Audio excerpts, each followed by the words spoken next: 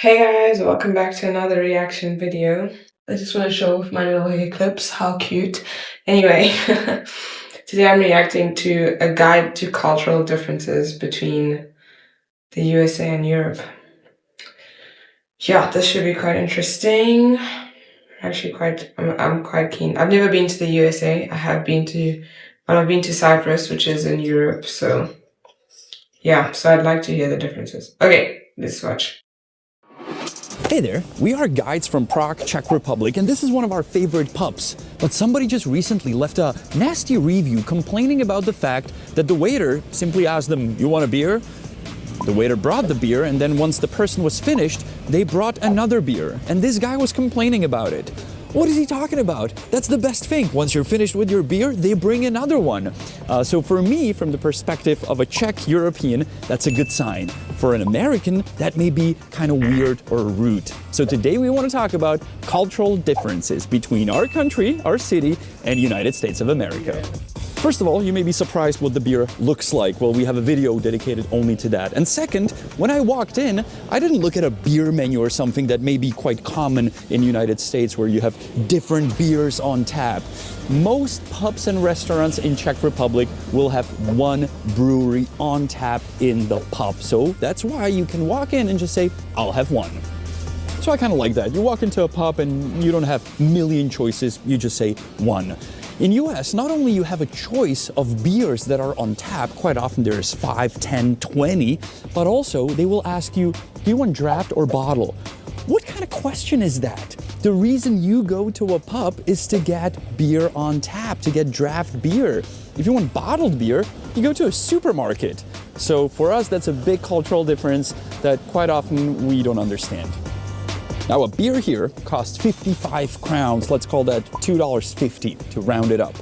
If you go to a stadium, to a sports event here in Prague, it's gonna cost around $3. Well, nothing like that in US. If you go to a pub, it may cost $5, $6, and you go to a stadium and it can cost $10, $15, even $20. Honza hates it. Whenever he goes to a sports event, he's always shocked with the price of the beer. I myself, when I travel to US, I usually don't go to sports events, but I like amusement parks. And just recently I visited Universal Studios. It was the most expensive beer I'd ever had in my life. $15. What? I could not believe it. Now, I understand that going to That's an amusement way too park, you expensive. don't go there That's for beer, you go there for the rides, but crazy. still $15? Dude, it was insane. Crazy, crazy, crazy. Why did I do that? Also, fun fact, I did not take a picture of the beer, but I did take a picture of the receipt. Now, the price of the beer, as I said at the amusement park, was $15, but I was asked to pay more than $16. Oh, dang, tax. Why? It said 15. Well, tax was not included. What is this about? We go to a place, and I'm not only talking restaurants, but any store, shop, and the price tag is the final price you pay. Yeah. It says 55 here, it's gonna cost 55. I think America is one of They the include only the tax. places Why don't you do that that don't in the include US? tax in the price. It's just sad. Very weird. I mean, imagine me, I'm 11 years old, I have my first dollar ever, and I walk into a dollar store. It goes dramatic looking forward to buy reconstruction. something for $1. I pick up the item, go to the register, $1.50. What? It's a dollar store, everything costs $1, not dollar store plus tax. Now let's switch from drinks to food.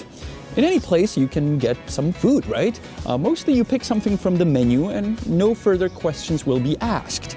Well, in US, quite often they will ask you how you want to customize. Do you want bacon? Do you want that cheese? Do you want this cheese? Do you want this or that? No, I don't like too It many gets options. quite confusing for us.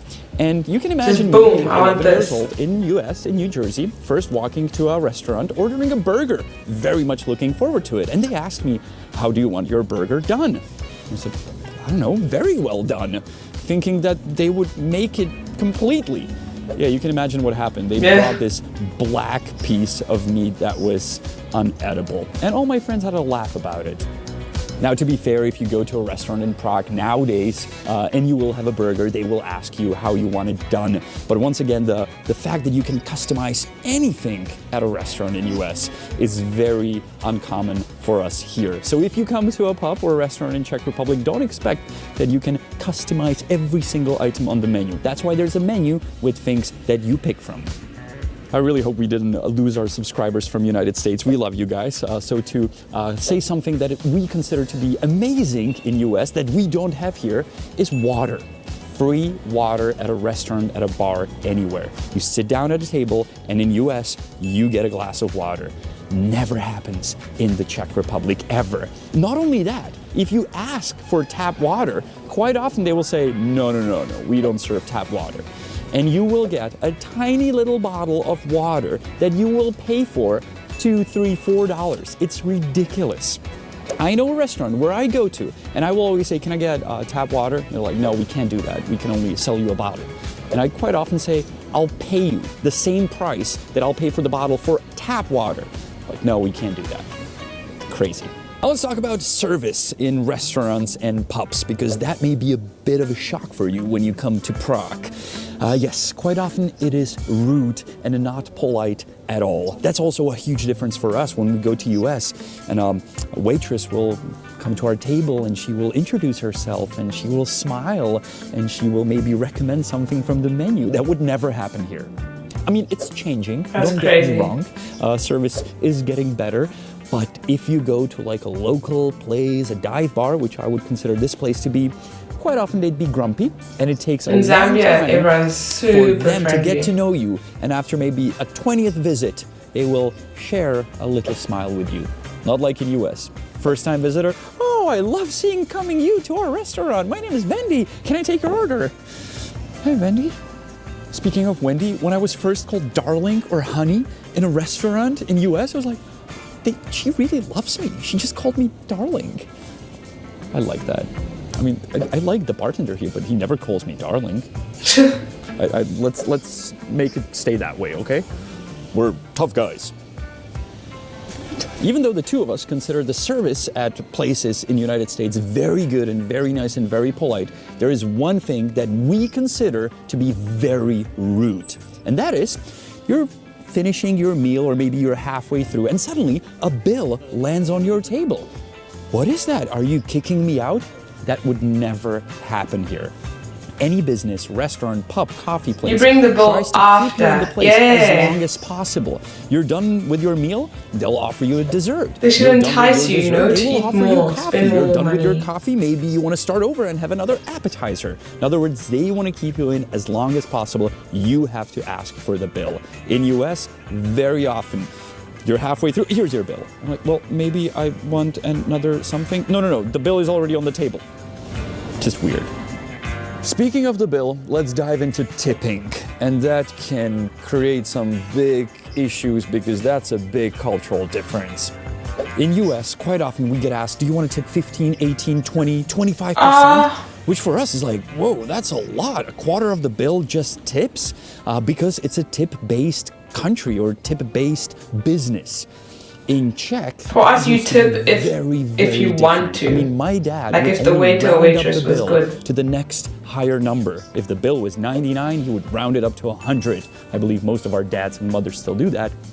Nowadays, it's changing even here, and tipping goes from 10% higher if you're satisfied with the service. If the service is really bad, yeah, it should only be if you're satisfied with the service. If that would happen in the US, that you would not leave a single cent on a tip.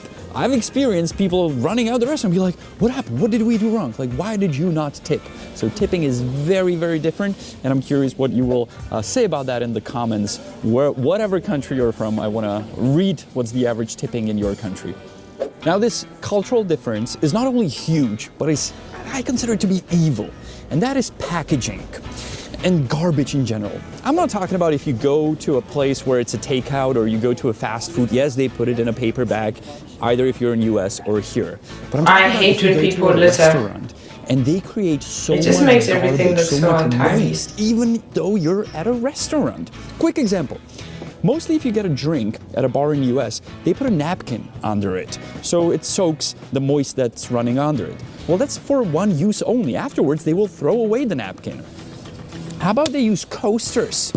because you can use the coaster. And that's just one very simple example. Another one is if you order a ketchup at this place, they will bring it either a bottle, some places in US do that too, or they put it in a ceramic cup that they clean afterwards. Not that they grab 20 ketchups and throw them next to your burger. Or even in McDonald's in Czech Republic, you pay for every single tiny packaging of any sauce, any ketchup. So you think about if you want one or two. In US, yeah, can I get some ketchup? Here you go, here's 1,000,000 ketchups in tiny little bags. No, don't do that. I mean, you guys are going all Michael Bay packaging, like, hey, yeah, that's a plastic bag, let's put it in a paper bag, and let's put more packaging and pack it up. You want it to go? Yeah, let's pack it up more. Whew. Meanwhile, in Europe, let's get rid of plastic straws. They really destroy the universe. There's going to be one hell of a discussion under this video. I absolutely love you guys from US, and I love going to US, just so you know. We both do. Please don't cancel my ESTA. Now let's drop the beer for a minute and let's talk about coffee and coffee culture differences between US I love coffee. Triggered already? Well, I love coffee. Yes, in Europe, we do not consider this to be a cup of coffee. That's a gallon of coffee. If it's more than a gallon, it's not coffee. This is a cup of coffee. By the way, shocker, they have fair enough. This pup. It's served in a ceramic cup. It's this size. You have a plate under it. It makes that little noise when you put it down. You sometimes even get a spoon with it so you can mix your little espresso. And this is how you drink it. Not a gallon. Doesn't fit in your car so you can drive and sip on your little coffee soup throughout the day.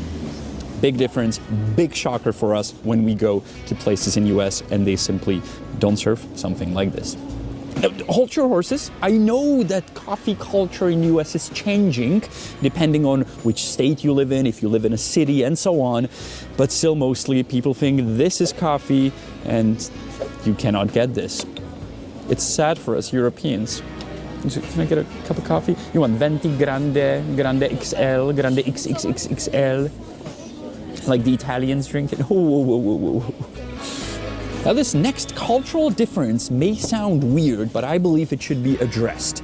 And that is restrooms and toilet sizes in restaurants and pubs. And I'm not talking about the actual seat size, but I'm talking about you have a big pub and there's one toilet. There's like one restroom for the entire pub where there's like hundreds of people.